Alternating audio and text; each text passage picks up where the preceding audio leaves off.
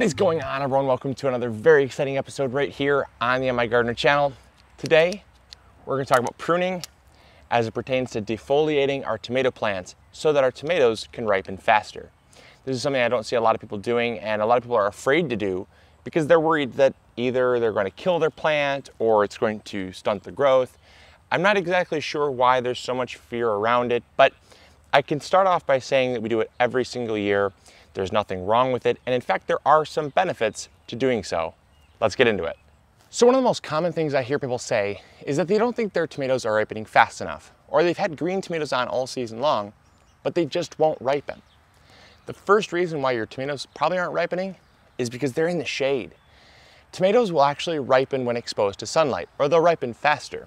So one of the things I always encourage people to do is to defoliate. This can help to hasten the ripening process. It can also help to get more airflow near the fruit, which can help the fruit ripen. And there's nothing wrong with taking these leaves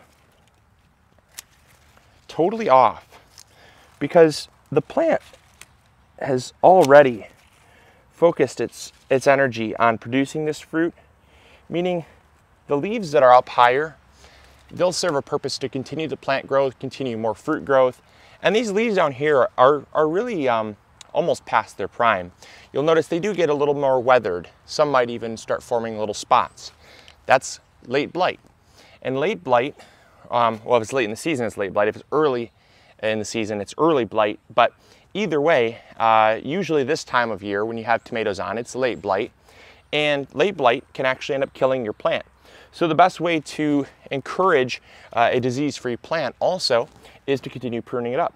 And there's nothing wrong with pruning it up as far up as you would like to go. I've seen some people leave, especially near the end of the season, they'll leave just a couple sets of leaves up top and everything else will be defoliated, meaning it'll be just a totally bare stem all the way up. And that's, that's an aggressive approach, but it's one that you might find works for you. I personally don't take off any more foliage than I think is really necessary. I like to let, oops, cut that support there, but I'll go back and tie that in a second. But when I prune off my leaves and I start defoliating, I really don't like defoliating any more than about 30% of the plant at most. That's my most extreme. So you can see here, there's this top portion of foliage up here, and all this beautiful understory or canopy area is all left for the fruit to be exposed to more sunlight and ripen up. Here's another plant that I'll probably end up pruning up. Any old fruit trusses. I just like to clean up the stems because, like I said, anything that's going to cluster things up, reduce airflow, the things that I don't want. Especially this time of year in Michigan, we're real hot, humid summers like today. There's just 80–90% humidity. And the more airflow around the plant, the better. See here, and all this can actually go.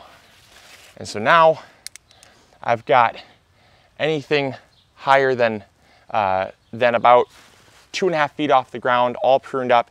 It means all these tomatoes are going to be exposed to beautiful sunlight where they're going to ripen. And the rest of the plant, which is about 8 feet tall, can all ripen. So you're talking like 2 to 3 feet. Total plant height is around 8 feet. I generally say, no more than about 30%. That's where I feel pretty comfortable defoliating. But you can see how much of a difference that makes. It just cleans the whole stem up. And it just really makes sure there's lots of great airflow because your newer leaves are going to be the less disease prone. Your newer leaves are going to be up top, meaning they're not going to be shading down the fruit. And also your old leaves, like I said, all they're doing is really just serving as a placeholder for where the plant used to be.